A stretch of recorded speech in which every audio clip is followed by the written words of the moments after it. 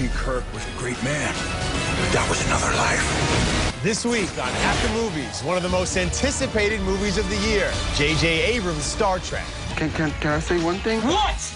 I like your outfit. You look very nice. Can Mos Def and Donald Faison deliver in Next Day Air? You just might be the sweetest man I've ever met. You must have been a very good boy. Genius. Plus, from vampire to Salvador Dali, Twilight's Robert Pattinson takes on a very different role in Little Ashes.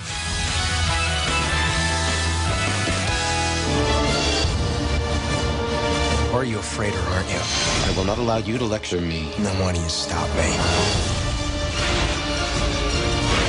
Captain Kirk and Mr. Spock make a comeback to the big screen. Hey, everybody, I'm Ben Lyons from E! Entertainment. And I'm Ben Mankiewicz from Turner Classic Movies. Coming to theaters this weekend, Star Trek, a film we had first with an early review last week. Like Wolverine, this 11th rendition of Star Trek starts at the beginning, telling a story Trekkies, or Trekkers, don't want to offend anyone, have always wanted, how the crew of the original series first got together. Here's a particularly good scene. At Starfleet Academy, James T. Kirk and Dr. Leonard Bones McCoy first meet. I may throw up on you. I think these things are pretty safe. Don't pander to me, kid. One tiny crack in the hull and our blood boils in 13 seconds. Solar flare might crop up, cook us in our seats. And wait till you're sitting pretty with a case of Andorian shingles. See if you're still so relaxed when your eyeballs are bleeding. Real credit to the casting here. Chris Pine, without much of a resume, is an intriguing young Kirk. Carl Urban is consistently funny and earnest as cantankerous Dr. McCoy. Zachary Quinto really nails Spock. He even looks like him. But then, I've always thought all Vulcans look alike. Zoe Saldana is smart and sexy as Communications Officer Lieutenant Uhura. And Simon Pegg is wonderfully funny as the engineer, Scotty. Are you a member of Starfleet? Yes. Can I get a towel? Under penalty of court-martial, I order you to explain to me how you were able to beam aboard this ship while moving at warp. Well, Don't answer him. You will answer me. What director J.J. Abrams and writers Roberto Orci and Alex Kurtzman have done is deliver a thoughtful, character-driven science fiction picture about the Federation's battle with the Romulans that will appeal both to diehard Trekkies and movie fans in general.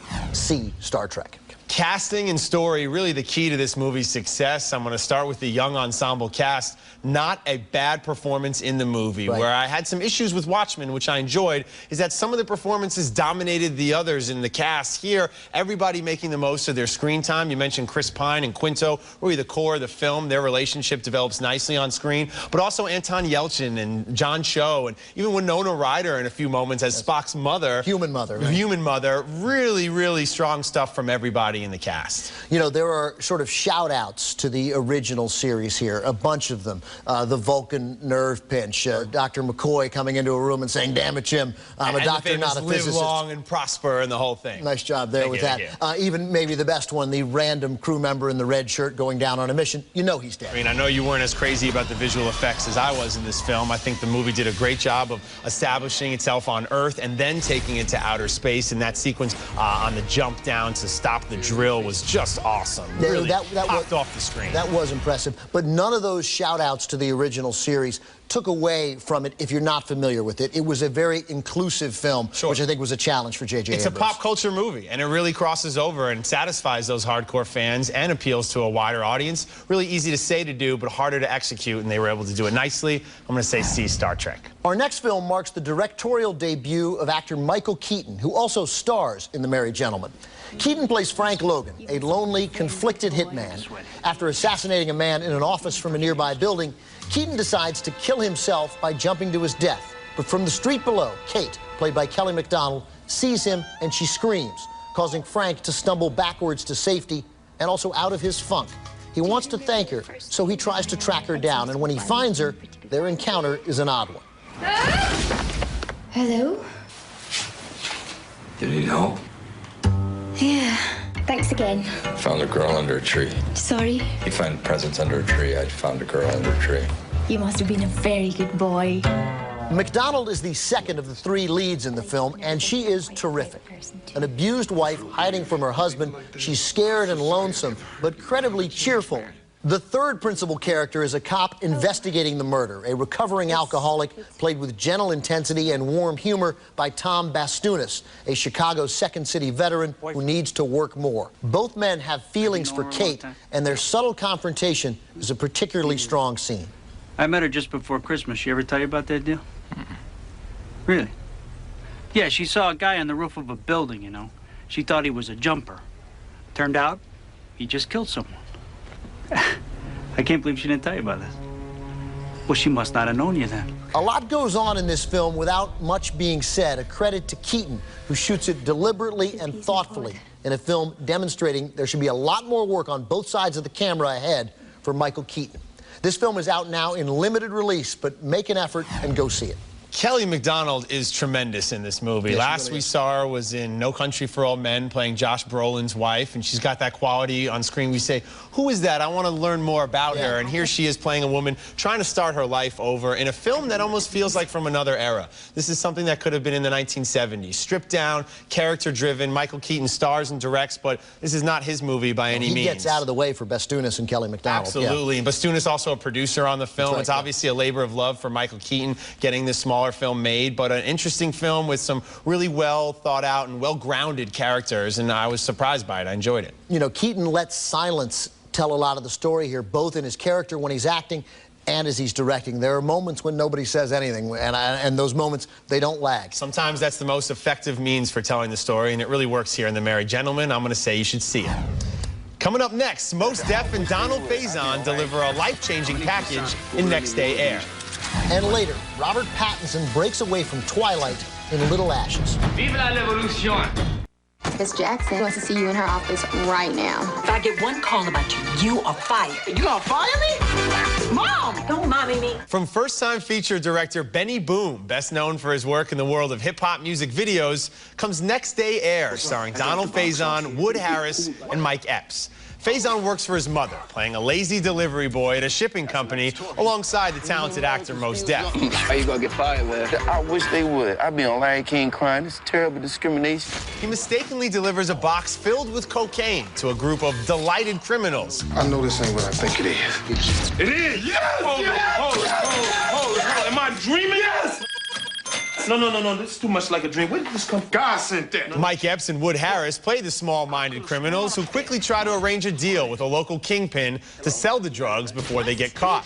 Eventually, all those involved converge in a bloody shootout that attempts to connect the interwoven plot lines that have been established throughout the film.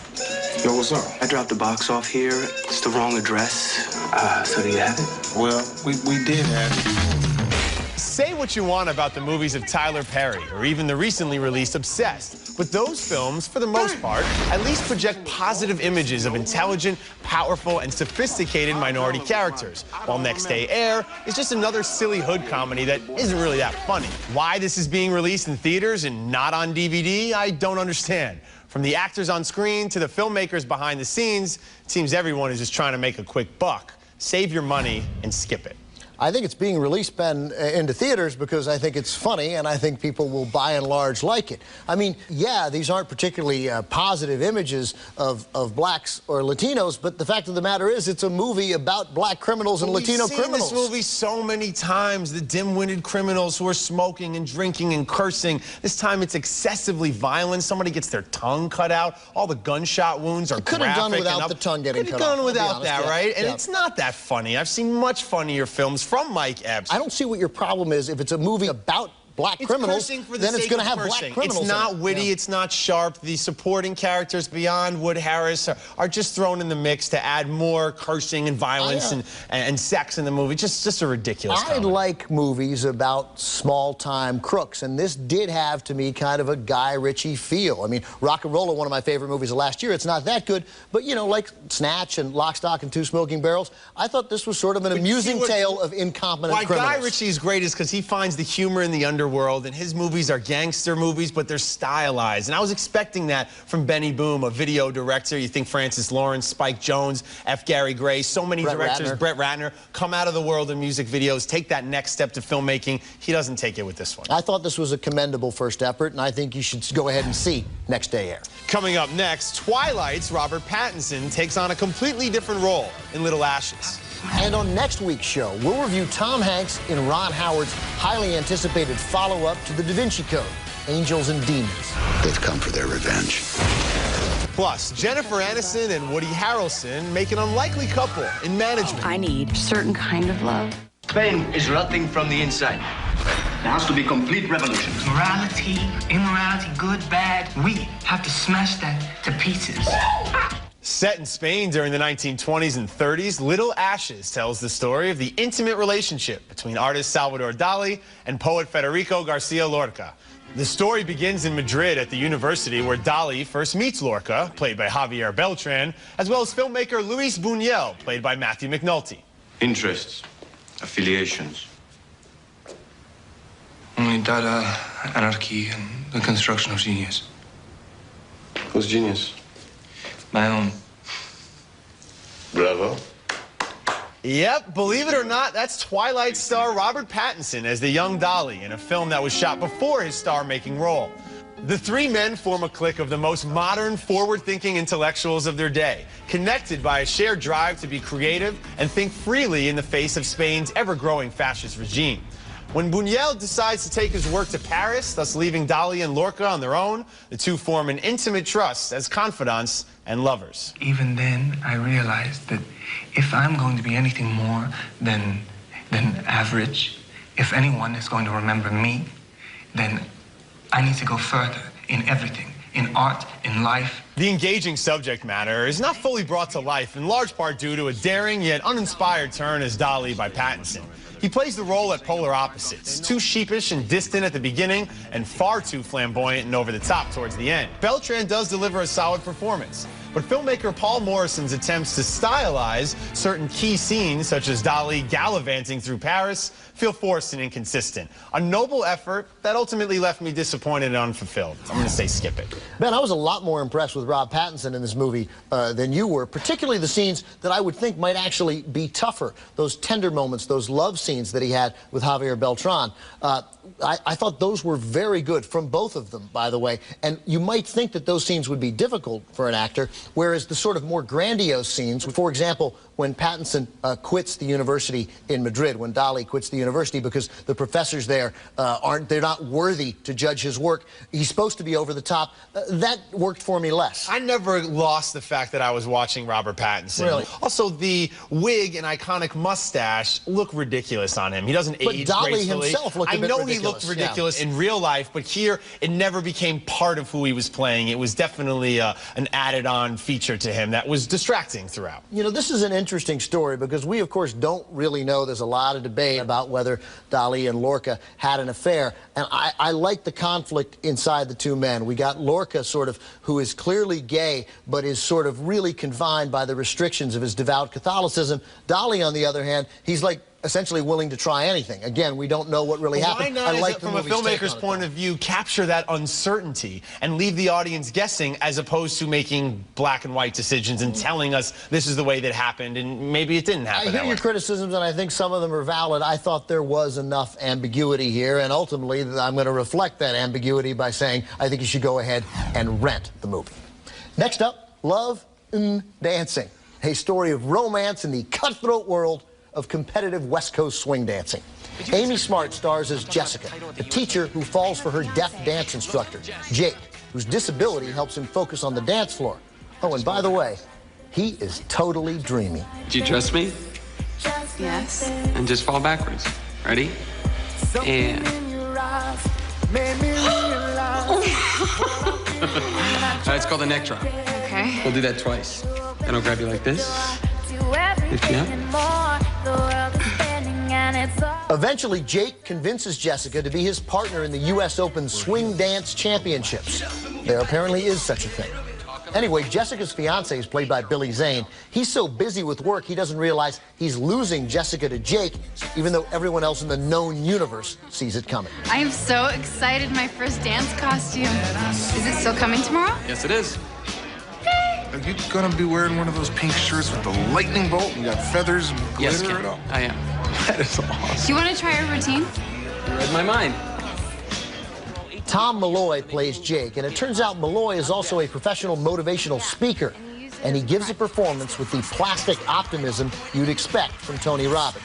I'd say Love and Dancing felt like an after-school special about overcoming disabilities and being the best you can be, but I fear I'd be doing a disservice to after-school specials.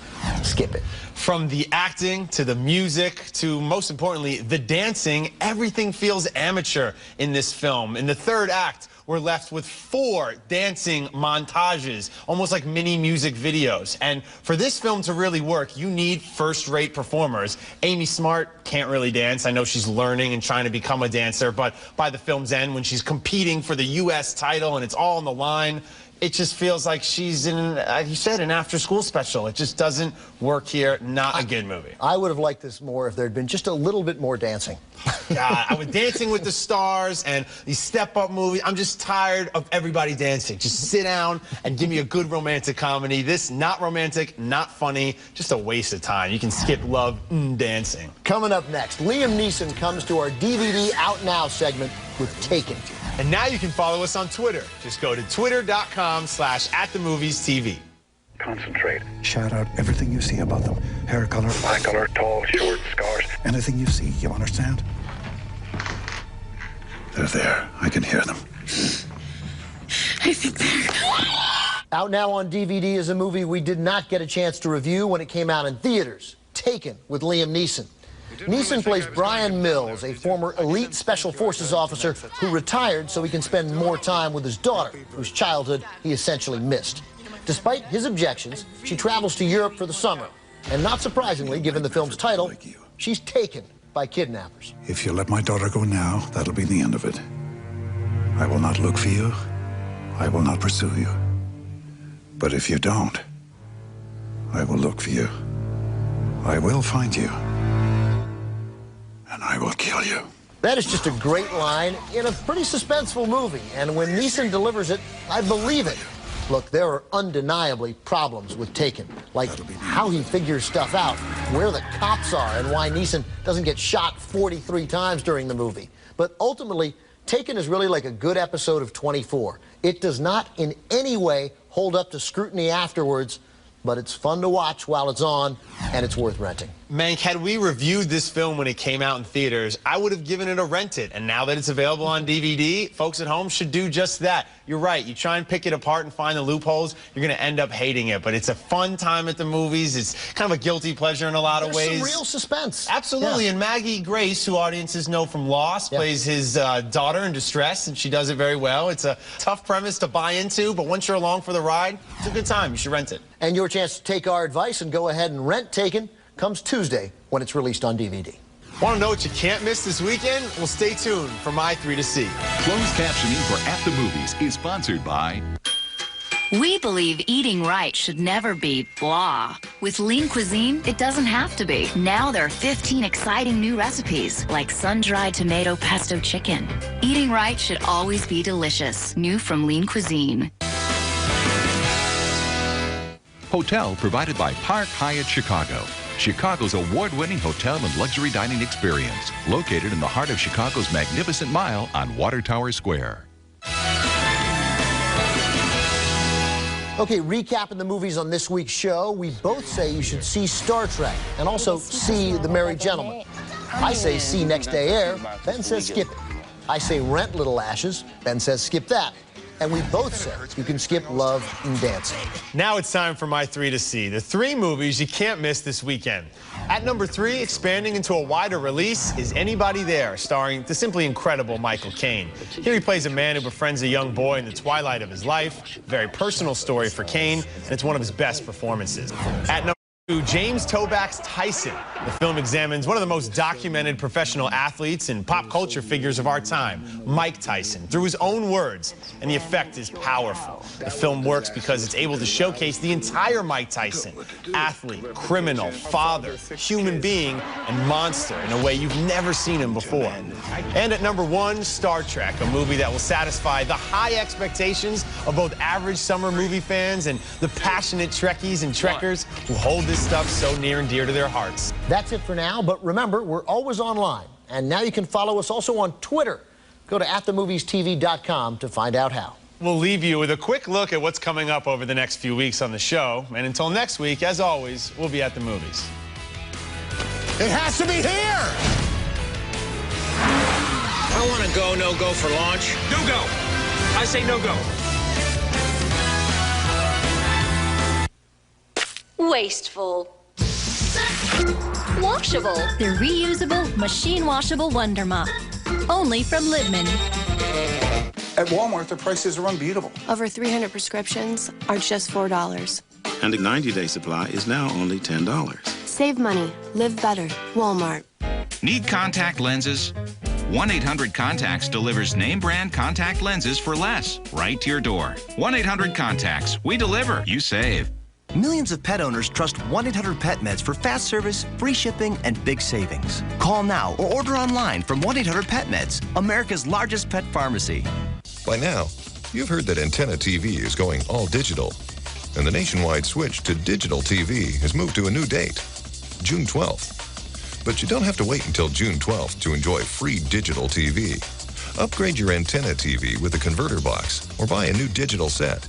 Use the right antenna and start enjoying free digital television now. Visit dtvanswers.com or call 888-CALL-FCC to learn more about the June 12th switch to digital TV.